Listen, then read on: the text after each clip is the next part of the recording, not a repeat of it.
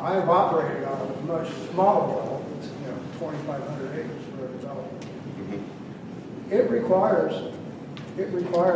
a lagoon system that has to be healthy. Yeah, oh, absolutely, absolutely. Most of the things you talk about doing, take care of the lagoon. Absolutely, and that needs to be done. I'm not arguing a thing about... But what I'm concerned about is having operated that kind of system, the maintenance involved in keeping that system pushing water through heads over thousands of acres. How many acres is this involved in? Over 10. 10,000? Mm-hmm. That is an enormous With all the rain. It is a nightmare to push effluent that may not be well treated through all those heads.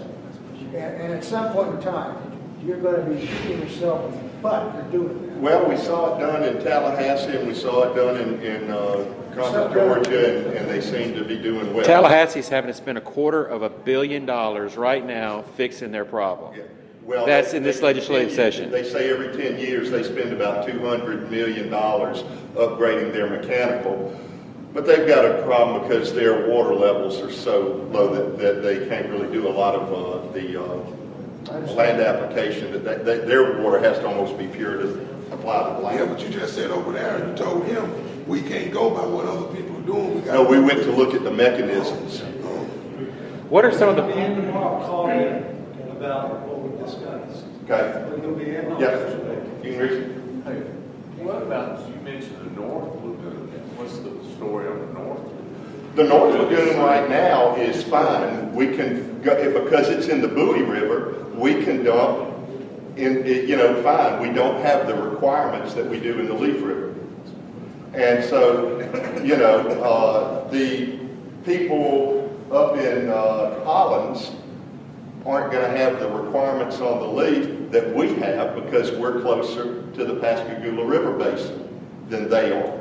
So it's not equal all over the United States. It just depends on where you are and what you're dumping into. Columbia is having to add aerators to their, but they're in the Pearl River going into the Mississippi, so their requirements are different. All we were looking at is that we know that the requirements are going to get worse as time goes by, and we were trying to look at a decision. And when the mechanical plant and the land application turned out to be about the same, we sat there and said, we think it would be smarter to get out of the river, and then we don't have to listen to the EPA. We don't have to listen to those people in Washington, because now we're letting the ground do the filtration rather than the mechanical. Didn't you find on that land down River Road, that'll flood into the river? When it floods down there, it's going to wash right in the river. There are buffers that are going to be done. That meets to the EPA. Could you tell us what the council's major objection to the lagoon system is? What is your primary concern involving this proposed solution? I think what I've seen takes care of the lagoon and makes it healthy. And I think this has to be done. Until 2017. Okay. But in 2017, when we have the requirements, that's what I'm saying is I've been told that to meet those requirements, we're going to need a polisher. Is that true? With what I've heard from this gentleman right here, we need to do anyway. We're going to need to do this if we do the land application. So the whole question is breaks down into two areas. One, do we need a polisher? And two, are we concerned about future federal regulations making this system obsolete? Correct. Do you get out of the river now, or do you do a short-term situation? And of course, just until a few months ago, we really didn't know what the cost of getting out of the river was going to be. And let me just say this, I think $144 million to take care of a city our size sewer system is ridiculous. But I didn't make up the rules, and neither did anybody in this state. It was the EPA regulators up in Washington. And again, they don't care. They come up with the rules, and we have to come up with the solutions. But you assume it's going to be a short-term solution, and that's speculation. I mean, this could very well last 20 or 30 years. You just don't know, and you're basing it off speculation. You know, you and Kim have said we got to get out of the river. We got to get out of the river. We got to get out of the river, and that's just not necessarily the case. You're right. You're right. It's a philosophy. It's a philosophy as to what are you going to do in the future? What are you going to leave to the future generations or whatever? But when I look at the weather and I see that it's got tornadoes and hail and all in Dallas, I pretty much know that 24 hours later, Hattiesburg's going to have basically the same kind of weather. As I look at Florida, as I look at Georgia, and I look at Alabama, and I start seeing their requirements, and now ours are starting to creep up. And, I've been told by the, people that when you're asked to monitor your total nutrients and your total phosphates, that's coming next. They're going to start making you cut back. So, let me ask you something further. Given the EPA, they state that land application is a low risk, low priority pollutant. What's to say that they don't come back with regulations on land applications in 20, 30 years?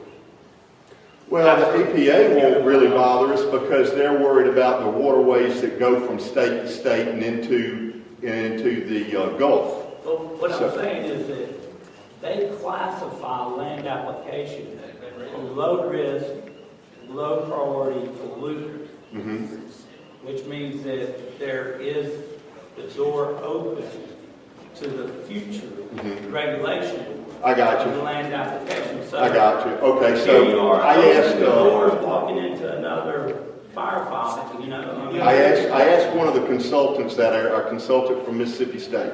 Okay, and I said, this is a really difficult decision. I don't know which way to go. You're kind of damned if you do, damned if you don't. And his thing is okay, let's say you build a mechanical plant, and in 10 years, they tell you got to get out of the river, or they give you requirements that are such that you can't meet them and you have to get out of the river. What have you got with that building? You've got an old building. You've got an old building. If you do land application and in 10 years they tell us, okay, you can't do land application anymore, what do we have? 10,000 acres of land.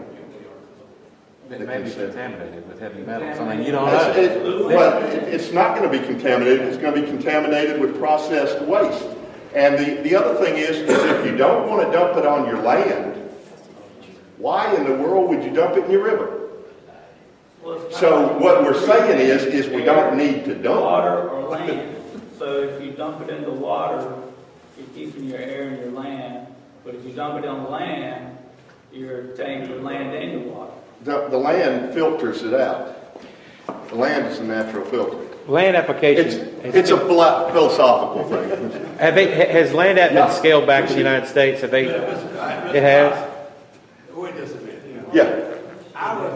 If you could do something for 30 years at a low half the price that you do it and don't know what's going to happen in 30 years, what makes you wouldn't do in this for the 30 years and take your chances on this project when you don't put as much money into it, half the money or less? Why wouldn't you take that? That's not a bad thought that we need to address, because now that we've taken care of the smell from the USA yeast, it kind of opens up another avenue.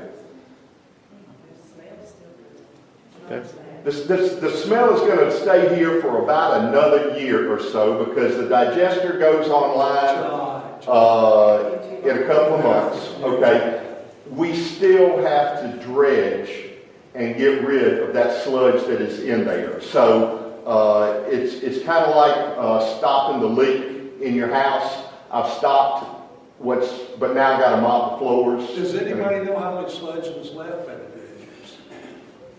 It's still a pretty good bit. Has anybody done a sludge survey? Yeah, and we've gotten inaccurate readings.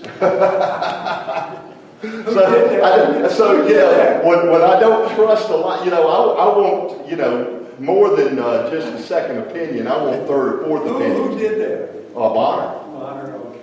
Yeah. And the first estimate we got, it was a lot more than what we've had. So, we've had a lot of consultants and stuff and a lot of things, but, we certainly need to make the right decision for Hattiesburg. And I can tell you this, I don't like spending $144 million either.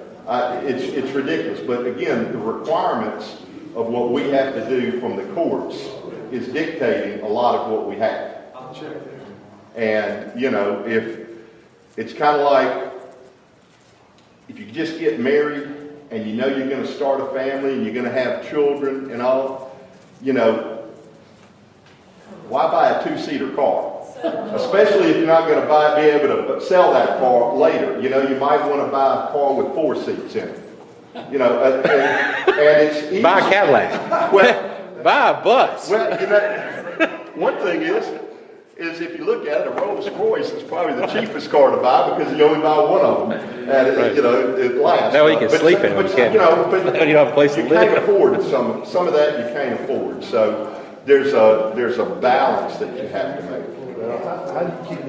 How do you keep the sewage out of the Leaf River in a 5-inch rainstorm if you're spraying in a flood zone? Well, You don't spray. You don't spray. You leave it in the lagoon. Well, what's already been sprayed gets washed. And No. on the side of the hill over there in Lamar County, it's going into Black Creek. There's no way to stop it. Okay. I think, look, nature goes downhill with the rains, and what was sprayed out there for 2 weeks is still there, and boom, there it goes in the river, goes in Black Creek, National Scenic River. You don't care about it, do you?